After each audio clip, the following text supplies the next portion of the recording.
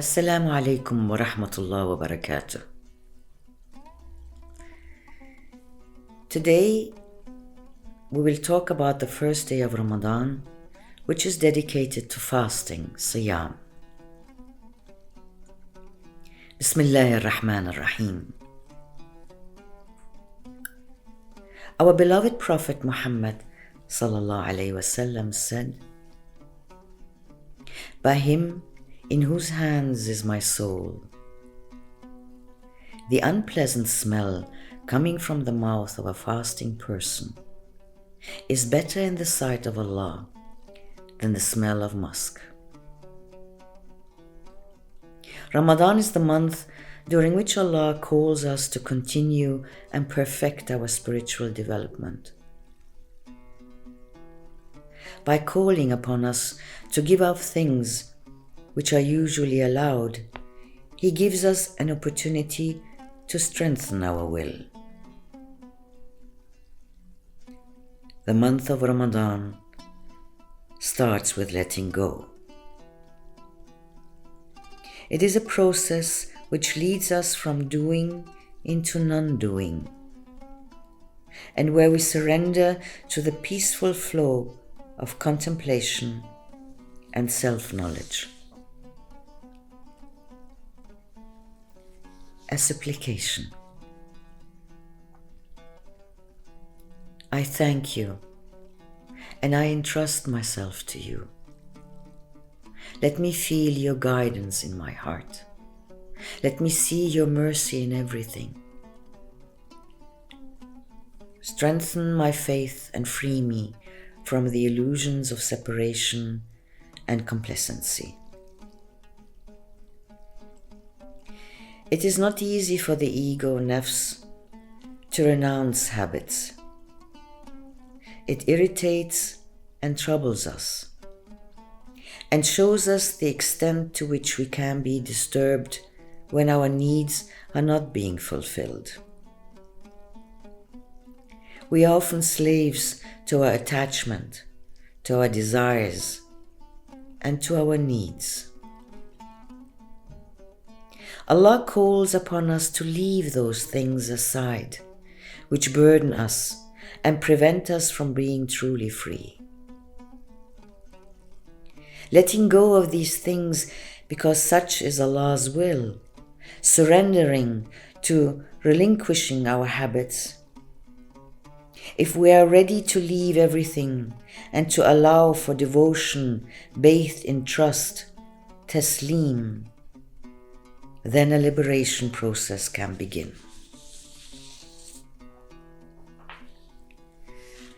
Ramadan is the month of intimate dialogue with Allah. It is to break the shell of the mundane world in order to find a new direction.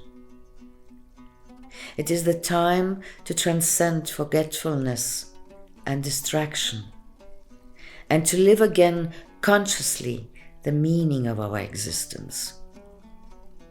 It is to become sensitive again to all the blessings Allah has bestowed upon us. It is to step out of that prison we have built for ourselves and go beyond those lower human qualities which keep us in chains. Discipline and abstaining from mundane material food and pleasures, drink, food, and sex, laying them off like we remove a garment, enables us to stand in front of Allah, the One, in all our weaknesses, and to recognize that Allah is as-Samad, the Absolute, to whom all creatures turn to seek help. When Allah sets boundaries for us, they are not meant to restrict our freedom, but to enable us to pause and step out of the treadmill of our secular world in order to relativize things in our life. It is the time to focus on our relationship with ourselves and with our fellow human beings, with our environment, and above all, on our relationship with Allah, the All-Merciful, Ar-Rahman. Such is the cornerstone of true surrender. Fasting is not mere renouncing. Fasting is also creating in our life and within ourselves a space of awareness open to the mercy and the blessings of Allah.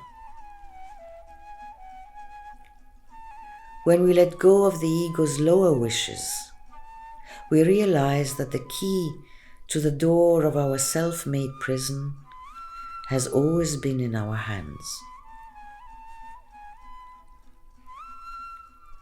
Allah, fill my heart with trust.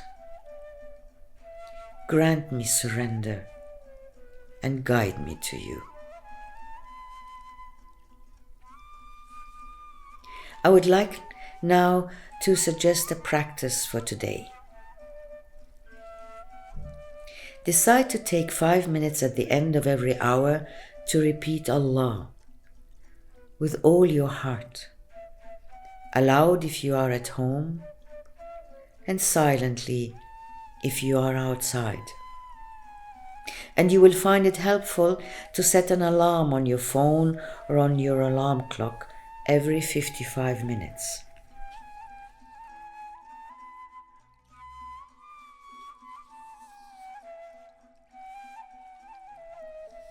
And allow me to end today with a story. A teacher once told his students,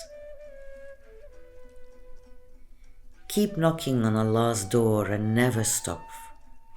For in His mercy, Allah will finally open His doors to those who sincerely seek Him."